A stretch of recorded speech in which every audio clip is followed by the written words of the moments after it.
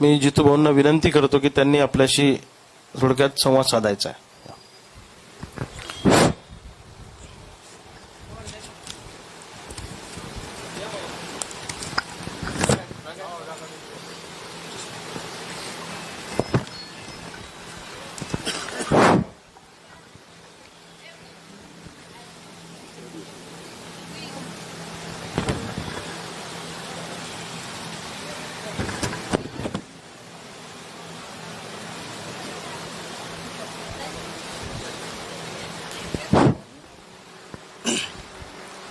आज आपल्या बुलढाणा शहरामध्ये शेतकऱ्यांचे ज्वलंत प्रश्न आणि शासनाचं जनविरोधी धोरण हे हाणून पाडण्यासाठी शेतकरी मायबापासाठी त्या परिवारासाठी आमरण उपोषण करत असलेले आमचे मित्र सहकारी क्रांतिकारी स्वाभिमानी शेतकरी संघटनेचे संस्थापक अध्यक्ष रविकांत भाऊ तुपकर, महाराष्ट्र राज्यानं शेतकरी कर्जमुक्तीच्या ज्या अटी शर्ती निकष आणि तत्वतः हे जे काही त्याच्यामध्ये समाविष्ट केलेले आहेत आणि त्याच्यातून शेतकरी हा कर्जमुक्तीपासून वंचित राहतो, त्या अटीच बाजूला झाल्या पाहिजेत, सरकारने काढल्या पाहिजेत. म्हणून गेल्या 3 दिवसापासून रविकांत भाऊ तुपकर या ठिकाणी आपला हा जीव जाळतात. ते या ठिकाणी आमरण उपोषणाला बसलेले आहेत. आपल्याला माहिती आहे की याच्या अगोदरच काही महिने अगोदर रविकांत भाऊ तुपकर हे मुंबईला दवाखान्यामध्ये उपचार घेत होते आणि ते नेमकेच उपचार घेऊन आपल्या जिल्ह्यामध्ये आले. आम्ही सुद्धा सतत जिल्ह्यात आणि जिल्ह्याच्या बाहेर असतो, त्यात आम्ही त्यांची विचारपूस करत होतो. नंतर आम्हाला कळालं की त्यांची तब्येत ठीक झाली, ते आता आपल्या सोबत आलेत. आणि अचानक आम्ही पंढरपूरमध्ये असताना, तिथून परतीच्या प्रवासात असताना आम्हाला कळलं की रवी भाऊ सुद्धा आपल्या बुलढाणा जिल्ह्यामध्ये आमरण उपोषणाला बसतात. आणि प्रश्नार्थक चिन्ह आमच्या मनात तयार झाले. या ठिकाणी आल्या आल्या संमिश्र भावना आमच्या मनामध्ये आलेल्या आहेत. मला अत्यंत नम्रपणे या ठिकाणाहून असं नमूद करावं असं वाटते, आपल्याशी चर्चा करावीशी वाटते. आम्हाला कोणालाही आंदोलन करण्याची हौस नाही, जीव जाळण्याची हौस नाही. एवढं आंदोलन केल्यानंतर आमच्या आंतरिक शरीर रचनेवर काय परिणाम होतो हे आम्हाला, तुम्हाला, आपल्याला सर्वांना माहिती आहे. पण तरीही मात्र या ठिकाणी आम्हाला, तुम्हाला, शेतकरी वर्गाला हा जीव जाळावा लागतो याची जाणीवीची नेणीव या महाराष्ट्रातील माननीय देवेंद्र फडणवीस हे जे मुख्यमंत्री आहेत, त्यांचं सरकार जे बीजेपीचं आहे, त्यांना झाली पाहिजे. त्यासाठी शेवटी आपल्याला या ठिकाणी आमरण उपोषणाला बसावं लागलं. भावांनो आणि बहिणींनो, मला आठवते गेल्या 4-5 दिवसापूर्वी रविकांत भाऊ तुपकर यांनी यांच्या नेतृत्वामध्ये जळगाव जामोद येथे संपूर्ण शेतकरी कर्जमुक्तीच्या GRचा त्या ठिकाणी होळी केली. आणि त्याच दिवशी अखिल भारतीय किसान सभा महाराष्ट्र राज्य कमिटीच्या वतीनं जवळपास 21 जिल्ह्यामध्ये आपण त्या ठिकाणी या शासनाच्या GR जाडलेले आहेत. लगेच ते GR जाडले. आम्ही सर्व शेतकरी संघटना रस्त्यावर उतरलो आणि रात्री 10:30 वाजता दत्ता मामा भरणे पाटील यांचा फोन आला कॉम्रेड डॉक्टर अजित नवलेंना. आणि त्यांनी सांगितलं की तुम्ही एक काम करा, उद्या पुण्याला आपली बैठक घेऊ. आणि त्यानंतर अखिल भारतीय किसान सभेचं शिष्टमंडळ आमचं, त्याच्यामध्ये मी स्वतः होतो आणि तिथं आमची बैठक झाली. आणि ज्या अटीसाठी रविकांत भाऊ तुपकरांनी या ठिकाणी आमरण उपोषण केलं ते गेल्या 3 दिवसापूर्वी आम्ही त्या ठिकाणी स्पष्टपणे सांगितलं की संपूर्ण महाराष्ट्रभर हा शेतकरी प्रश्न पेटल्याशिवाय राहणार नाही. शेतकऱ्यांची तरुण मुलं हे रस्त्यावर उतरल्याशिवाय राहणार नाही. भरणे मामा, तुम्ही लक्ष दिलं पाहिजेत, महाराष्ट्र पेटेल. आणि खरोखर तुम्हाला सांगतो की त्या ठिकाणी आमची चर्चा चालू असताना आम्ही जे काही आक्षेप नोंदले, शेतकरी कर्जमाफीच्या अटी शर्ती निकष, पीक विमा, पेसा मोबिलायझर्स आणि देवस्थान जमिनीचा जो मसुदा, जो ड्रॉफ्ट आता त्यांनी तयार केला, तो कायदा यायला आम्हाला 10 वर्ष लढावं लागलं. कायदा झाला, त्याचा मसुदा बनला, पण काही मतद्रष्ट लोकांनी त्याला विरोध केला आणि चंद्रशेखर बावनकुळे साहेबांनी तो कायदा पास करून पुढे आणण्याचा प्रयत्न केला. पण माननीय देवेंद्र फडणवीस यांनी मात्र तो ड्रॉप या ठिकाणी थांबवलेला. या अत्यंत महत्वाच्या विषयावर आमची कृषी मंत्र्यासोबत चर्चा झाली. त्याच वेळेस तिथून आम्ही रोहितदादा पवार हे पंढरपूरला आमरण उपोषणासाठी बसलेले होते. त्यांना पण काही शौक नव्हता आमरण उपोषण करण्याचा, त्यांना काही गरज नाही आहे, त्यांना काही स्वतःची कर्जमाफी नाही आहे. पण त्या तरुण रोहितदादांनी बघितलं की हा प्रश्न, मी जे जेवण करतो, माझ्या ताटात जे अन्न येते ते माझ्या शेतकरी मायबापांनी पिकवलेलं अन्न आहे, म्हणून मी जेवण करतो, त्याला कर्ज माफ झालं पाहिजे. म्हणून रोहितदादा पवार सुद्धा त्या ठिकाणी आमरण उपोषणाला बसलेत. आमचे राजकीय पक्ष वेगवेगळे असतील, आमच्या शेतकऱ्यांच्या संघटना वेगवेगळ्या असतील, आमचे काही प्रमाणात मतभेद असतील, पण आमच्यामध्ये मनभेद नाहीत. आमचा मायबाप शेतकरी आहे, तो आज अडचणीत आहे, तो आत्महत्या करतोय. जगाच्या पाठीवर सर्वात जास्त शेतकऱ्यांच्या आत्महत्या विदर्भ मराठवाड्यात आहेत. हे द गार्डियन, द न्यूयॉर्क पेपरला बातमी आहे. आता अशा परिस्थितीमध्ये विदर्भ हा विद्वांचा प्रदेश म्हणून पुढे आलेला आहे आणि त्या ठिकाणी घरात बसून भागणार नाही. हे रविकांत भाऊ असतील, अनिल भाऊ गायकवाड असतील, सुनील भाऊ असतील, आम्ही सर्व मंडळी बसलो आणि आपण लढलं पाहिजे या शेतकरी बापासाठी, या आईसाठी, या परिवारासाठी. म्हणून आम्ही या ठिकाणी आंदोलनाला बसलेले आहोत. भावांनो आणि बहिणींनो, काय आहे हे शेतकरी कर्जमाफी? शेतकरी कर्जमाफी मला सांगावंच वाटतंय. रविकांत भाऊ आमचे साक्षीदार आहेत. सर्वात पहिले स्वातंत्र्योत्तर काळामध्ये शेतकरी संप झाला आणि तो पुणतांबा संप या नावानं समोर आला. त्या पुणतांब्याचा संप झाल्यानंतर सुकाणू समिती महाराष्ट्रामध्ये झाली आणि सुकाणू समितीचे निमंत्रक डॉक्टर अजित नवले या ठिकाणी नाशिकला निवडले गेले आणि प्रचंड आंदोलनं झाले सुकाणू समितीच्या नेतृत्वामध्ये. त्यापैकी बऱ्याच आंदोलनामध्ये रविकांत भाऊ तुपकर यांची संघटना, अगोदरची स्वाभिमानी शेतकरी संघटना असेल, क्रांतिकारी शेतकरी संघटना असेल, किसान सभा असेल, आणि भाऊंनी आणि आम्ही सतत रस्त्यावर उतरून आंदोलनं केले.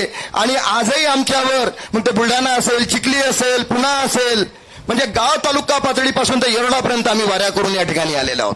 आमच्यावर केसेस दाखल झालेले आहेत. प्रचंड आंदोलनं 2017 मध्ये झाले आणि त्या मुंबई पुण्यामध्ये कडीपत्ता सुद्धा आम्ही लोकांनी पोहोचू दिला नाही, दूध सुद्धा पोहोचू दिलं नाही. आणि मग देवेंद्र फडणवीसांनी सांगितलं की आम्ही कर्ज माफ करतो. त्यातही अटी शर्ती निकष टाकल्या. सरकारनं ऐकलं नाही. लॉंग मार्च निघाला नाशिकवरून. 40,000 लोक नाशिकवरून निघाले आणि मुंबईच्या दिशेनं आझाद मैदानवर 1,00,000 लोक पोहोचले. आणि स्वतंत्रोत्तर भारतामध्ये संयुक्त महाराष्ट्राच्या निर्मितीनंतर सर्वात पहिले अगोदर जर मुंबई बंद पडली तर शेतकरी प्रश्नावर बंद पडली आणि देवेंद्र फडणवीसला झुकावं लागलं, खाली यावं लागलं आणि सांगावं लागलं 40,000 कोटीची कर्जमाफी करून दिली. त्याचे साक्षीदार आम्ही सर्व शेतकरी संघटनेचे लोक आहोत. सर्व शेतकरी संघटनेचे लोक लढले, 40,000 कोटी मिळाली. पण काय झालं? अटी शर्ती निकष 19,000 कोटी रुपये मिळाले, देवेंद्र फडणवीस साहेबांनी दिले. आणि काय सांगितलं? मी पुन्हा अभ्यास करतो, पुन्हा येतो, पुन्हा येईन. अभ्यास करता करता भाऊचं सरकार गेलं आणि त्या ठिकाणी उद्धव बाळासाहेब ठाकरेचं सरकार आलं. 21,000 कोटीची कर्जमाफी झाली. तेही अटी शर्ती निकष राखत अजूनही 50,000 रुपये प्रोत्साहनपर लोकांना दिलं नाही. आणि आता जे शेतकरी आंदोलन झालं, ते शेतकरी आंदोलन झालं विदर्भामध्ये. आणि विदर्भामध्ये शेतकरी आंदोलन होत असताना मी त्या दिवशी दिल्लीमध्ये होतो. डॉक्टर अशोक ढवळे असतील, कॉम्रेड अजित नवले असतील, आम्हाला त्या ठिकाणी सन्माननीय बच्चूभाऊ कडूंचा फोन आला. जवळपास 10-12 फोन आलेत. त्यांनी सांगितलं, राजू शेट्टी साहेबांचे फोन आलेत, सर्वांचे बऱ्यापैकी फोन आले आणि त्यांनी सांगितलं की आता आपण जर वेगवेगळं लढलो तर आपलं काही खरं नाही. आपण एका मंचावर आलो पाहिजे, आपण एका ठिकाणी आलो पाहिजे आणि तरच आपण शेतकरी प्रश्न घेऊन पुढे जाऊ शकतो. अन्यथा आता हे शक्य नाही. म्हणून तत्कालीन काळामध्ये माननीय बच्चूभाऊ कडू यांच्या नेतृत्वामध्ये एक मोठं आंदोलन आपण नागपूरमध्ये उभं केलं. त्याचे साक्षीदार रविकांत भाऊ तुपकर, अनिल भाऊ गायकवाड आणि मी स्वतः त्या ठिकाणी होतो.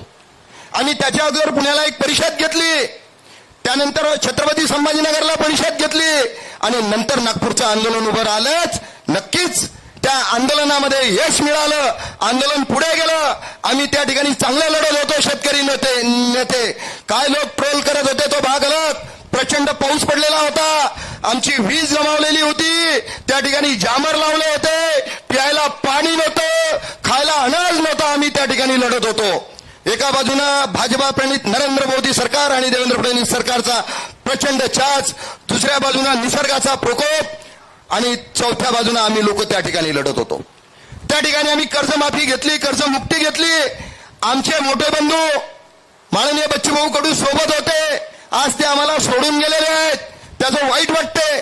जाऊ द्या, जे गेले ते गेले, जे राहिले त्यांना घेऊन आपल्याला हे लढाई पुढे न्यायची आहे. लढू. शेतकरी एखादा नेता एखादा पुढारी सोडून गेला म्हणून शेतकरी लढाई थांबणार नाही. माय मावल्यांनो, माझ्या बापांनो, ती लढाई रविकांत तुपकर या ठिकाणी बसलेला आहे. हा राष्ट्रमाता राजमाता मा जिजाऊचा जिल्हा आहे, हा लढणाऱ्यांचा जिल्हा आहे, हा मावळ्यांचा जिल्हा आहे. हे मावळे लढतील आणि शेतकरी कर्जमुक्तीच्या अटी शर्ती यातून निघाली निघतील, हा विश्वास या ठिकाणी व्यक्त करतो. असो, आम्ही वेगवेगळ्या शेतकरी संघटनेचे वेगवेगळ्या पक्षाचे लोक असू, पण प्रश्न मात्र आमचा शेतकरी मायबापाचा आहे. आम्ही तो घेऊन पुढे या ठिकाणी चाललोय.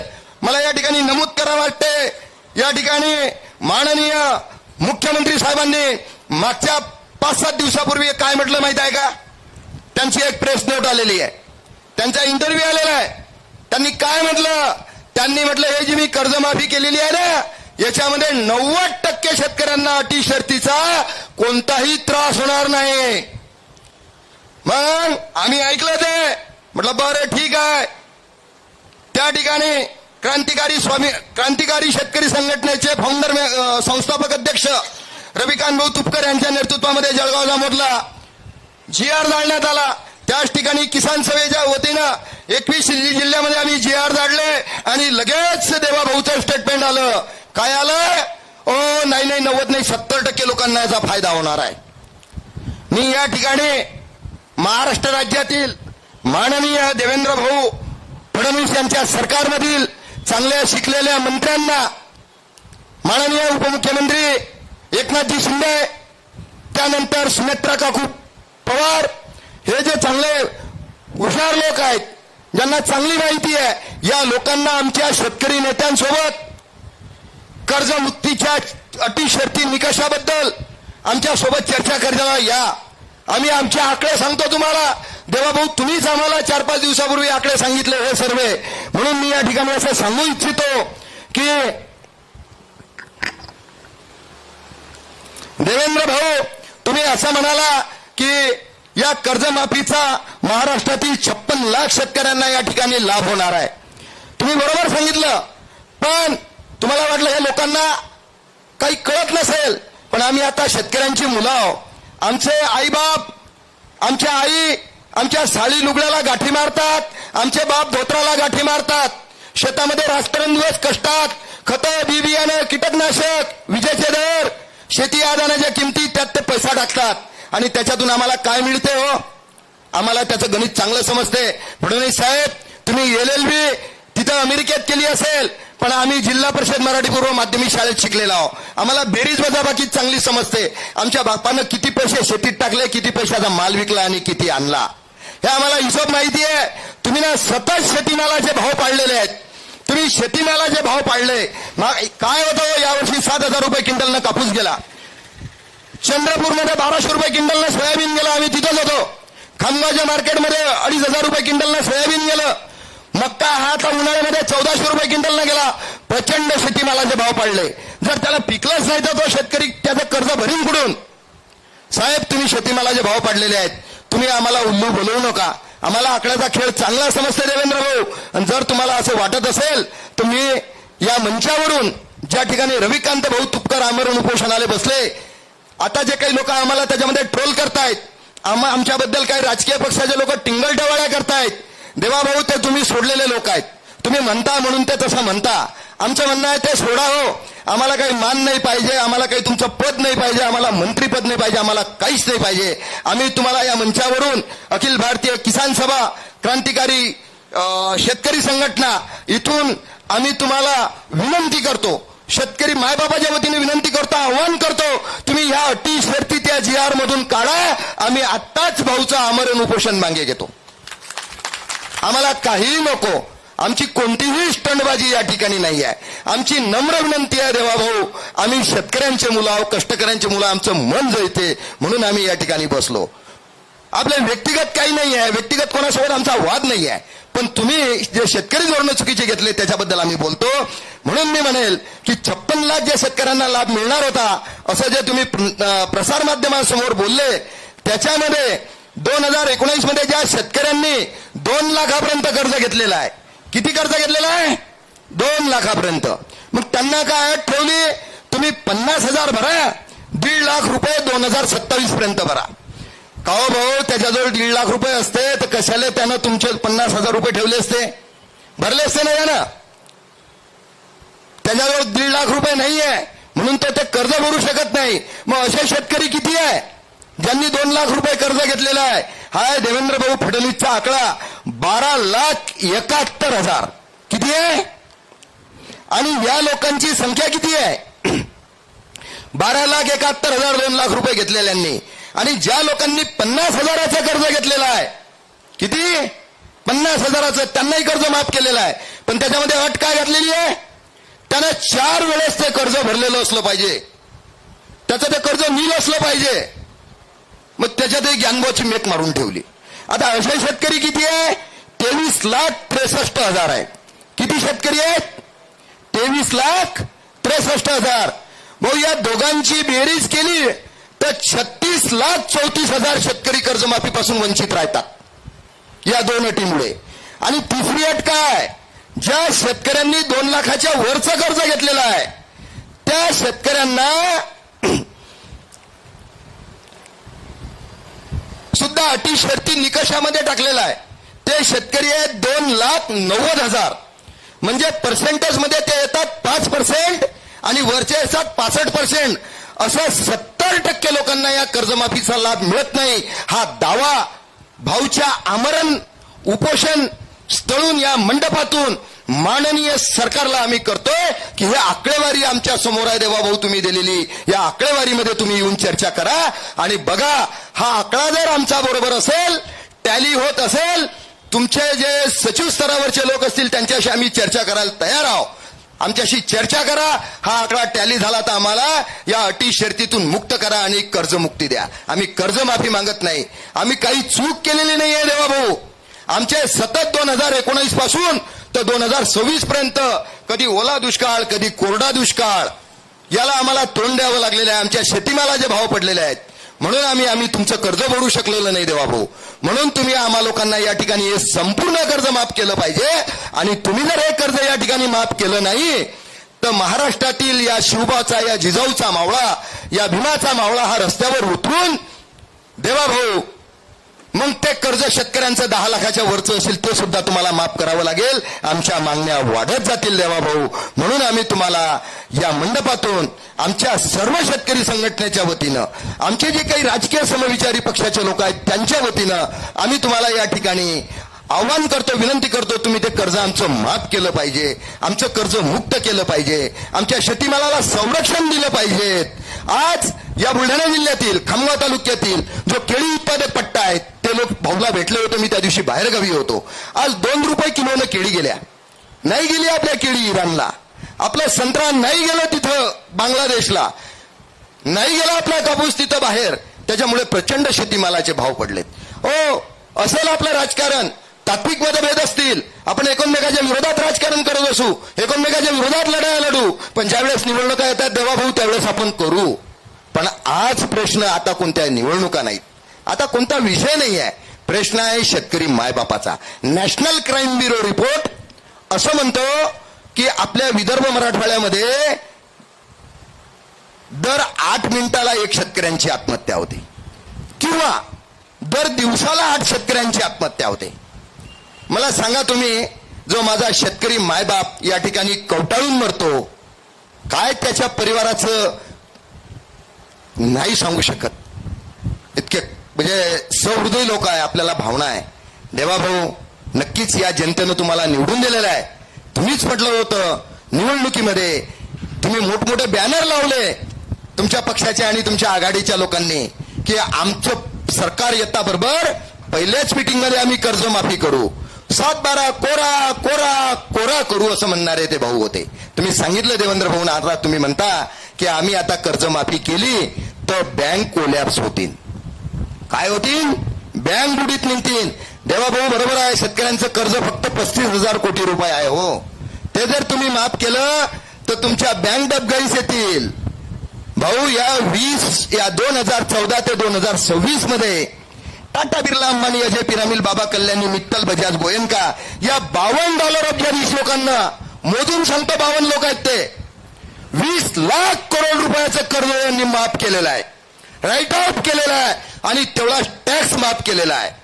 आम्ही किती मागितलं हो तुम्हाला? आम्ही तुम्हाला फक्त 35,000 कोटीचं कर्ज मागितलं हो. तुम्ही ते दिलं पाहिजेत. तुम्ही राज्याचे मुख्यमंत्री आहात, आमचे पालक आहात. या जिल्ह्याचे जे आमदार असतील, या जिल्ह्याचे जे खासदार असतील ते आमचे पालक आहेत. असतील निवडणुकीमध्ये झालेले आमचे मतभेद. वर्षाला 365 दिवस आहे. आम्ही एक महिनाभर एकमेकाच्या विरोधात आपण लढलो असो, पण 300 किमान 35 दिवस तरी आपलं खेळीमेळीचं वातावरण असलं पाहिजे, शेतकरी मायबापाचं असलं पाहिजे. त्यानं आपल्याला सर्वांना शिक्का मारलेला आहे, आपल्या सर्वांना त्यानं निवडून दिलेला आहे. ओ देवा भाऊ, जरा लोकशाहीचा तो विचार करा हो. तुमच्या सरकारनं तोही केलेला नाही. एखादा आमचा दलित, आदिवासी, अल्पसंख्याक, एखादा गरीब शेतकरी आहे, तो आरक्षणामध्ये ग्रामपंचायतला सरपंच झालाय, तो आरक्षणातून नगरसेवक झालाय, तो जिल्हा परिषद पंचायत समितीमध्ये निवडून आला. त्याला तुम्ही कर्जमाफीतून वगळलं हो साहेब. तुमच्या नजरमध्ये काय तो निवडून आला म्हणजे श्रीमंत आहे का? देवाभाऊ तुम्ही एवढंच नाही केलं. तुमची ते प्रवीण कुमार परदेशी आहे, तुम्ही त्या समिती नेमली, त्या समितीमध्ये तुम्ही एवढं केलं की सूतगिरणीमध्ये जो काम करतो, साखर कारखान्यामध्ये जो काम करतो, दूध संघामध्ये जो काम करतो, त्याला काय पगार आहे हो वर्षाला? 1-1.25 लाख पण मिळत नाही, 4-4 महिने त्याचे पगार होत नाही. अशा परिस्थितीमध्ये जे दूध संघामध्ये काम करतात, जिल्हा बँकेमध्ये काम करतात, जे लोक साखर कारखान्यामध्ये काम करतात, ज्यांना 25,000 रुपये पगार मिळतो, त्या लोकांना सुद्धा तुम्ही कर्जमाफीतून देवाभाऊ वगळलेला आहे. देवाभाऊ विचार करा हो. देवाभाऊ तुम्ही एका बाजूने सांसदीय पद्धतीने निवडून आलेल्या लोकांना कर्जमाफी नाकारली, दुसऱ्या बाजूने तुम्ही निवडून आलेल्या लोकांना कर्जमाफी नाकारली.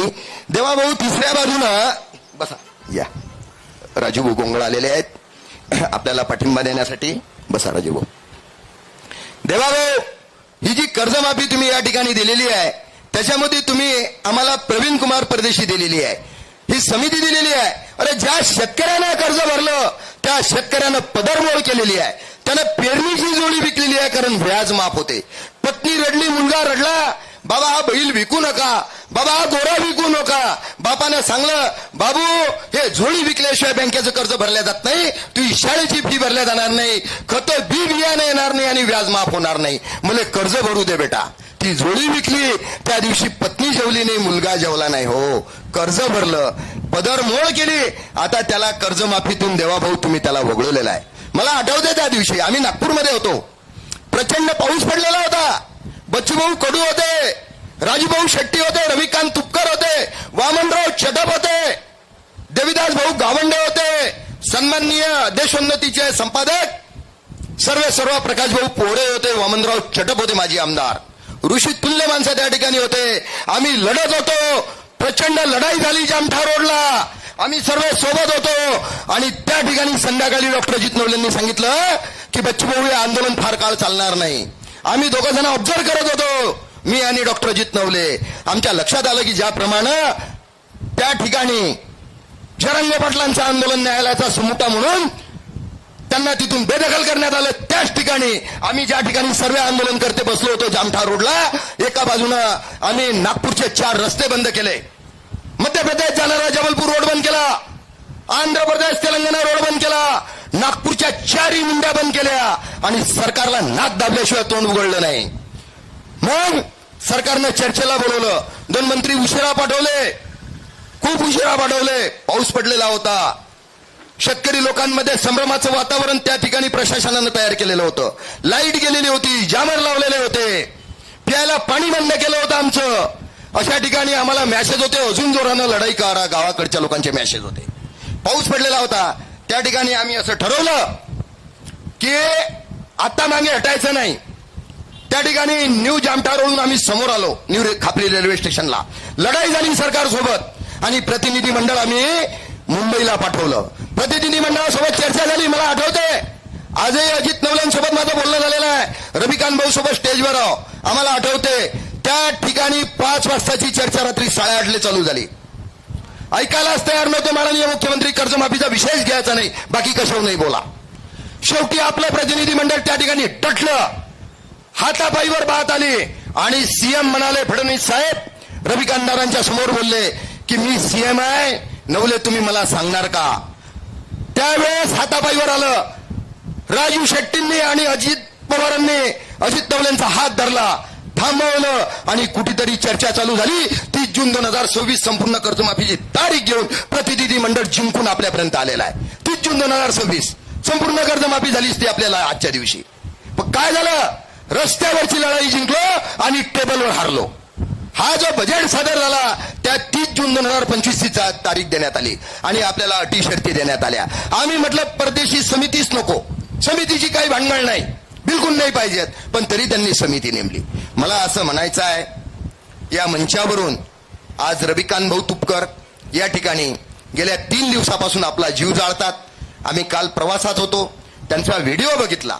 कोणी पोलीसवाला नाही, कोणी डॉक्टर त्यांना पाहायला नाही. भाऊ मी नम्रपणे सांगतो, मी पण रोहित दादांच्या स्टेजवर आम्ही त्या ठिकाणी दिवसभर होतो. मी खूप जवळून पाहिलं. देवा भाऊ आम्ही तुमच्या सरकारचा सन्मान करतो. तुम्ही कर्जमुक्ती केल्याबद्दल तुमचा आम्ही खरंच सन्मान करतो, तुमचं अभिनंदन करतो. याच्यामध्ये दोहराय नाही आहे. कर्जमाफी करेंगे लेकिन तारीख किसी को नहीं बताएंगे, हे सरकारला आपण झोपवण्यामध्ये भाग पाडला आपण शेतकरी संघटनांनी. कर्जमुक्तीमध्ये GR काढायला भाग पाडलं, पण काय केलं त्यांनी, आज ते कर्जमुक्ती करून आम्ही आमचा जीव जाळतोय. आजही महाराष्ट्रामध्ये अनेक ठिकाणी शेतकरी लोक, शेतकऱ्यांची मुलं आंदोलन करतात. कोणता झेंडा नाही, कोणता बॅनर नाही, कोणता नेता नाही. मी म्हणेल असंच केलं पाहिजे. कोणता राजकीय पक्ष नाही त्यांचा आणि तो नसलाही पाहिजे. आता झेंडे, बॅनर, पक्ष, कोणा नेत्याचं नाव घेण्याचं कारण नाही. आपल्याला रस्त्यावर उतरावं लागेल जर हे सरकार ऐकत नसेल तर. आणि देवाभाऊ तुम्ही ऐकून घेतलं पाहिजे, हा आमचा बुलढाणा जिल्हा हा राष्ट्रमाता राजमाता मा जिजाऊचा जिल्हा आहे, हा रणांगणाचा जिल्हा आहे. या आमच्या आईनं शिवाजी राजासारखा आम्हाला राजा दिलेला आहे, त्याचा आदर्श आमच्या समोर आहे. मी आता येत असताना महापुरुषांचे पुतळे पाहत आलो.